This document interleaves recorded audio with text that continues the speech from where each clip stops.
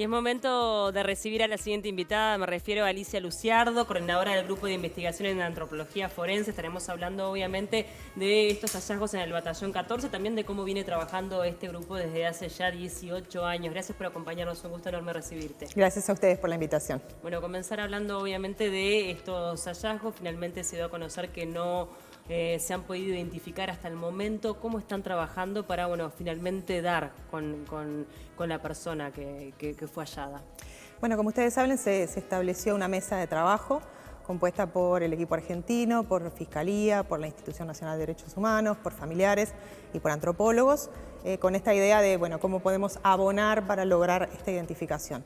Entonces, una de las primeras cosas fue poner sobre la mesa todos los lugares donde se ha donado sangre hasta ahora o saliva y ver si de esa manera se puede detectar alguna de esas donaciones que falte, hacerle llegar al banco de referencia que tiene el equipo argentino en Córdoba y también analizar caso a caso cada una de las mujeres desaparecidas para las cuales no ha sido posible todavía excluirlas y obviamente tampoco se pudo identificar, pero bueno, ver de esa lista, que se redujo notablemente, bueno, ver cómo se puede mejorar la composición familiar de los donantes para cada uno de esos casos, porque hay casos donde hay un solo donante, hay casos de más de un donante, pero lo importante es la calidad de la donación en términos de la relación de parentesco, ¿no? La importancia de la donación en sentido vertical. ¿Y la lista de las posibles víctimas se redujo a 18? Sí, correcto. Son 12 que tienen donantes, pero no alcanzó esa donación para descartar o para identificar, y 6 que no tendrían, por lo menos hasta hace unos días, ¿no? Porque ahora ya empezó todo el trabajo, no tendrían ningún familiar que haya acercado una muestra. Bien. Para hacer un repaso de cómo es el proceso de trabajo, ¿no? Que sería importante para aquellos que quizás no saben, porque ahora, bueno, estamos frente al hallazgo y toda la importancia y todo lo que comienza después, pero previo a eso, ¿cómo está conformado el equipo? ¿Cómo se dividen? ¿Cuáles son las etapas? Bueno, el equipo en este momento es de 9 personas que trabajan full time y durante todo el año, y 2 que vienen a reforzar algunos periodos del año en algunos trabajos. Entonces, en algunos momentos llegamos a ser 11. El trabajo lo dividimos en 3 áreas. El área de investigación preliminar, que tiene que ver con toda la investigación más de oficina, de gabinete, Claro. si se quiere, de archivos, de trabajar los testimonios, de trabajar fotografías aéreas, de estudiar los sitios denunciados, todo ese cotejo, todo ese cruce de información que se necesita para pensar un abordaje después en terreno o incluso para descartar alguna información que haya llegado y que no sea todavía lo suficientemente fuerte como para intervenir o que sea realmente dudosa. Entonces, después de esa fase de investigación es que se plantea la posibilidad de un abordaje en terreno, y en ese caso ya lo que se hace es delimitar una zona de interés en base a esa investigación, y se plantea entonces cómo será ese abordaje, cuánto tiempo insumirá, cuántas retroexcavadoras, si será manual y qué personal se necesita, si hay que desmalezar el terreno. Entonces se hace toda una parte previa también al abordaje de campo, y luego sí ya se empieza a recorrer el lugar, se levanta un plano, se describen todos los rasgos, se registra y finalmente se cuadricula el terreno y se puede empezar a excavar trinchera al lado de trinchera, cubriendo toda esa zona que se cauteló. En el caso de haber hallazgos, pasamos a la tercera fase o etapa del trabajo, que es la de análisis de laboratorio, que es en la que estamos ahora con estos restos, para lograr la identificación. Entonces, esas son las 3 áreas de trabajo en las que trabajamos todos en realidad y nos vamos intercambiando. Ahora, para llegar a la identificación de estos restos, los últimos hallados en el Batallón 14, tú has señalado públicamente que no se descarta la exhumación, si llegase a necesitarse, de algún familiar. Primero preguntarte si ya está previsto alguna y, bueno, y qué otros pasos podrían llegar a darse, ¿no? Sí, en cuanto a muestras de ADN, porque lo que tengo entendido, hay unas muestras de ADN más vinculados con la línea materna que podrían también hacerse. Bueno, en realidad lo que pasa es que han pasado ya muchos años y la donación de muestras de sangre o de saliva se empezó a dar el 2000 y poco. Entonces hay muchos familiares que ya fallecieron. No es que la familia no quiera dar su muestra, sino que hay familiares que ya fallecieron. Y en algunos casos quizás sea necesario ir a un cementerio, hacer una exhumación y poder tomar muestra de esos restos que estén allí. Todo eso tiene todo un procedimiento también a cumplir para asegurar que esos son los restos que se necesitan. Eso para tratar de lograr la muestra para una identificación. Por otro lado, hay otro análisis adicional, que es el de ADN mitocondrial, por ejemplo, para linaje materno, que puede ayudar a descartar, a excluir una identidad. Entonces se está viendo en qué casos se puede usar cada uno de ellos. Claro. Todavía no tengo yo noticias de una disposición, de una exhumación concreta, pero es algo de lo que se ha venido hablando como una posibilidad. ¿Y es un proceso que cuánto tiempo llevaría finalmente? Bueno, obviamente que son procesos, como decís tú, que en realidad tienen diferentes etapas, pero digo, con la esperanza de que finalmente se encuentre la identidad de esta persona. Y bueno, estamos hablando de muchas semanas, ¿verdad? Porque si tenemos que exhumar, cada una de estas exhumaciones es una investigación, es un cotejo de los restos que puedan estar contenidos en la urna. Para asegurar esto, es tomar la muestra, es llevarla a Córdoba y empezar el análisis genético de esa muestra ósea. Lo mismo con la sangre que familiares están en este momento recibiendo de donaciones, hay que cruzarla a Córdoba, hay que sacar el perfil genético de allí. O sea que estamos hablando de muchas semanas por delante. ¿Y eso genera una frustración en el equipo? El hecho, bueno, obviamente cuando recibiste la noticia de que no había coincidencias, que hasta el momento no había pasado con los restos hallados en nuestro país. Hasta el momento no había pasado. No, la frustración no, porque el hallazgo en sí para nosotros ha sido una demostración de que el trabajo tiene un resultado y de que hay cuerpos para encontrar y que hay zonas de los predios que tienen mucha importancia. Más que frustración, fue como una sorpresa porque no había sucedido nunca y porque el universo de casos uruguayos es pequeño en comparación con la región. Claro. Pero es una constatación de la dificultad que hay en lo que es el proceso de identificación, que no es solamente una técnica, sino que es todo un proceso de cotejos múltiples. Y que bueno, esto es una dificultad que tenemos en este momento, que vamos a tratar de sortearla y tratar de lograr esta identificación. ¿Cómo es el vínculo con los familiares? Porque tiene toda una carga esto que también hace que su trabajo, bueno, sea muy delicado. Recién hablamos de los procesos, del tiempo que puede llevar, ¿no? Ustedes como equipo técnico, pero las familiares, claro, aparecen un montón de ansiedades y de ganas de que se sepa. ¿Cómo manejan todo eso? La mejor manera de manejar el vínculo con familiares es la transparencia. Claro. Es ser muy honesto con ellos, incluso en lo que puede resultar difícil de transmitir, como por ejemplo que no tenemos buena información, que vamos a estar quizás años en un predio excavando, que no van a haber resultados inmediatos. Todo esto manejarlo siempre con la mayor honestidad. Y inmediatamente reportar un resultado si es que lo hay y si tenemos la certeza del resultado. No reportar cosas de los que no tenemos seguridad, que fue algo que evaluamos en la conferencia de prensa. No teníamos una certeza de la edad de los restos de esta mujer. Entonces no podemos dar esa información porque no es precisa, no es certera.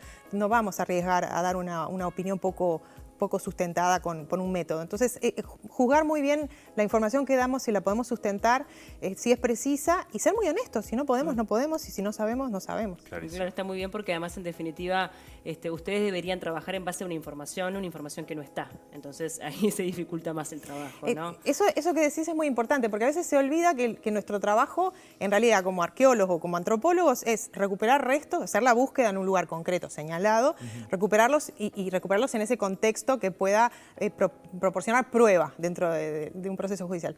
No es que nosotros tengamos que conseguir la información y extraerla de las personas que la puedan tener. Sí hay un proceso de investigación, pero la verdad es que sin información es muy difícil para nosotros el trabajo. Ahora, imagino que después de tantos años se habrán encontrado algunos puntos en común o un modus operandi, sobre todo en lo que tiene que ver con los enterramientos, teniendo en cuenta de que son restos que fueron encontrados a muy poca distancia, ¿no? Primero fue el de Blanco. En el batallón 14, primero el maestro, los restos que fueron identificados como el maestro Castro y pocos meses después, al año siguiente, pero pocos meses después, los de Ricardo Blanco. Y ahora a 100 metros también, ¿no? Esos dos primeros estaban a 25 metros. Al lado. Y en relación a este hallazgo, a 90, 95 metros. O sea que había como un lugar de enterramiento, ¿no? hay un lugar destinado en este predio militar para enterrar. Es evidente que es así, por la cercanía de estos ahora 3 cuerpos, ¿no?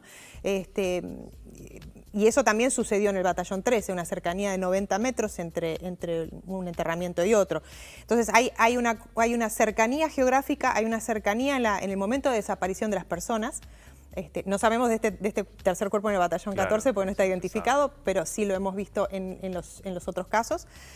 Hay un uso del predio para enterrar que no es cualquier lugar, es un lugar que no está cercano a construcciones, que está alejado de la vista del personal que podía estar en ese momento en el lugar, que está asociado a caminería, porque hay que llevar el cuerpo, hay que llevar la cal, hay que llevar el material para la losa, hay que llevar todo eso, los picos, las palas. Implica todo un trabajo, una planificación, una coordinación. Entonces la caminería también está asociada. Claro. Y esos son constantes Bueno, la cal también, ¿no? Presente. La cal presente, exacto. Todos estos son constantes que hemos visto una y otra vez en los enterramientos. Bueno, ¿y eso de alguna forma los ayuda al momento de continuar las excavaciones como para delimitar más la zona? No necesariamente, son predios muy grandes, hay mucha caminería, el terreno abierto que podía estar cubierto por monte o por vegetación arbustiva es inmenso, entonces la extensión de los predios nos juega en contra. Claro. No, yo quería consultar, ¿cómo eligen, o sea, cómo es la selección de exactamente dónde ahora se hizo esto? ¿Ya se había investigado en otro momento y se vuelve al mismo lugar? ¿Cómo van delimitando eso también? Sí, en este momento lo que hemos aprendido después de todos estos años es que los cuerpos pueden estar enterrados en cualquier lugar, y me refiero a que encontramos uno en la barranca del arroyo Miguelete, no había más extensión de tierra para enterrarlo. Estamos encontrando este otro en un lugar donde no hay posibilidades de profundizar con herramientas, porque es la roca lo que hay ahí, y sin embargo igual se entierra en ese lugar. Entonces en los lugares menos pensados pueden estar los cuerpos. Ahí no hay una lógica de pensar entierran en los lugares donde hay más profundidad, no necesariamente. Y eso nos lleva a considerar en un área de interés todo con la misma importancia. Si pedimos una cautela, la vamos a excavar de principio a fin. No vamos a dejar algo sin excavar. En intervenciones anteriores, en los primeros años, había otro enfoque, que era ir dentro de un área cautelada a algunas áreas y excavarlas. Ahora lo que hacemos es excavar la totalidad.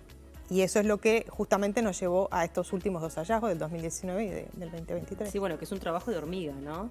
Día a día. Es un trabajo de hormiga de muchos años, perfil bajo. A veces la gente no sabe que estamos trabajando y seguimos trabajando, claro, hasta en la pandemia. Pero bueno, es la única manera. Si no hay información, es la única manera. Bien. Preguntarte también por la operación Zanahoria, que bueno, tú lo has descartado o hasta el momento no has encontrado indicios de que haya sido así. Recordemos que es una información que se dio a conocer en donde se hablaba de supuestos desenterramientos para, bueno, luego enterrarlos en otros lugares o tirarlos en el mar. También se hablaba de otra hipótesis vinculada con enterramientos verticales en donde se ponía un árbol encima. ¿Tú no encontraste indicios de que eso haya ocurrido? Sea cual sea el relato, tú planteaste los 3, sea cual sea el relato, el equipo no ha encontrado ninguna evidencia de que haya tenido lugar ninguna de esas 3 posibilidades, ¿no? El enterramiento vertical, el enterramiento, desenterramiento y lleva lo que sería un enterramiento secundario, ¿no? Depositar ese cuerpo en otro lugar, o el tercero, que sería la quema y el desecho en el Río de la Plata. No hemos encontrado hasta hoy evidencia de que haya tenido lugar. No estamos descartando esa posibilidad. Nosotros, de hecho, metodológicamente trabajamos teniendo en cuenta que eso pudo haber sucedido, como para que no se nos pase en el terreno un hueso pequeño, cal, una vestimenta, algo que nosotros podemos decir, bueno, aquí sí estamos frente a un escenario de remoción de esos restos. Pero hasta ahora, la verdad es que no hemos encontrado evidencia. Y todos estos, nos falta esta identificación, pero todos los restos que se han recuperado han sido identificados, y si uno va a la información, estaban con nombre y apellido en los informes oficiales, como que habían sido enterrados, desenterrados, quemados y tirados arriba de la Plata. Y de todos ellos aparecieron. Entonces, el relato no coincide con las evidencias. Igual fue hallado un peroné, por lo que tengo entendido, en el Batallón 13. Un radio y un peroné, un segmento de radio y otro de peroné. El de radio se segmentó en 3 y se mandó a 3 laboratorios distintos y no se pudo extraer ningún perfil genético, nada. Y no se guardó ningún remanente, por lo tanto no hay posibilidades de hacer ningún otro análisis hoy que la tecnología avanzó un poquito más. El peroné sí se pudo mandar a analizar y obtener un resultado, se obtuvo un perfil y se cotejó contra toda la base y no dio match con nadie. De hecho, ese perfil sigue estando en la base y cada vez que ingresa sangre nueva de distintos familiares se va volviendo a chequear. ¿Y cómo fue para vos a nivel personal, ¿no? El momento en el cual se descubre? ¿Estabas en campo en ese...? En este último no, estaba en la oficina con un ¿Cómo vivís esos momentos, no? Porque digo, ustedes un trabajo de tanta dedicación constante, imagino que claro, debe haber muchas emociones que pasan ahí a nivel humano también. Hay muchas emociones, hay muchas sensaciones, hay una especie de parálisis inicial como de incredulidad, porque es lo que estás esperando hace muchos años, nunca sucede, y en el momento que sucede es como la duda, ¿no? Y después de eso, bueno, la emoción, la euforia, y bueno, después la bajada a tierra de, primero la técnica, la profesional de decir, bueno, hay que empezar con todo el protocolo, ¿no? Que se hace en un hallazgo, todo lo que se viene, hay que pensar en todo lo que va a suceder y tener todo previsto. Y por otro lado, bueno, la certeza de que allí hay un cuerpo y que va a haber lo que ustedes preguntaban al inicio, va a ingresar familiares, cualquiera de los familiares que están allí va a sentir que puede ser su familiar y manejar eso. Para nosotros también es emotivo, ¿no? Sí. Saber que hay tanta esperanza depositada en eso, para nosotros también es removedor. Sí, sí, claro. Además, digo, se suma al desgaste, a la frustración, al trabajo, o sea, al decir, bueno, todavía es como una esperanza de que están haciendo el camino correcto, más allá de que es lento, me imagino, y en el día a día puede ser difícil de manejar. Claro, ¿no? en el día a día es frustrante, es cansador, hace frío, hace calor, avanzamos y avanzamos, tiramos todo el monte abajo, el panorama es desolador y no encontramos. Ese es el día a día. El hallazgo es lo que sucede cada tanto y que nos renueva la energía, nos da un poco de frescura para seguir. Algo que se viralizó fue, bueno, tu arribo a la clase donde, bueno, sos docente después de este hallazgo, donde fuiste recibida con una ovación por parte de los jóvenes. Independientemente de lo que habrá representado para ti como un reconocimiento por parte de tus alumnos, es una muestra del compromiso de las nuevas generaciones sobre esta causa, ¿no? Sí, y muy emotivo además porque se hizo en más de una oportunidad, porque después ingresó Natalia Cis, que es docente también, Florencia Díaz, que es ayudante. Entonces era como un reconocimiento a todo el equipo a través de estas docentes que tenían los alumnos.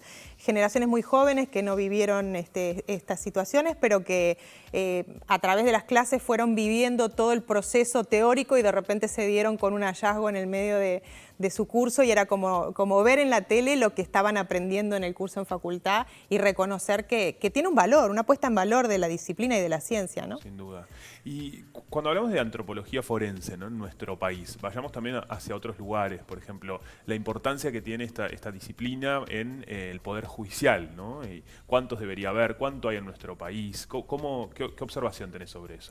Bueno, varía muchísimo en la región. En Uruguay hay un solo antropólogo forense para todo el país, lo cual es bastante poco para poder atender necesidades que van más allá de restos simplemente esqueletizados, porque a veces se dice, hay restos esqueletizados, van al antropólogo. El antropólogo tiene un aporte que puede hacer en restos de personas quemadas, mutiladas. Claro. Estamos viendo en nuestro país cada vez más violencia.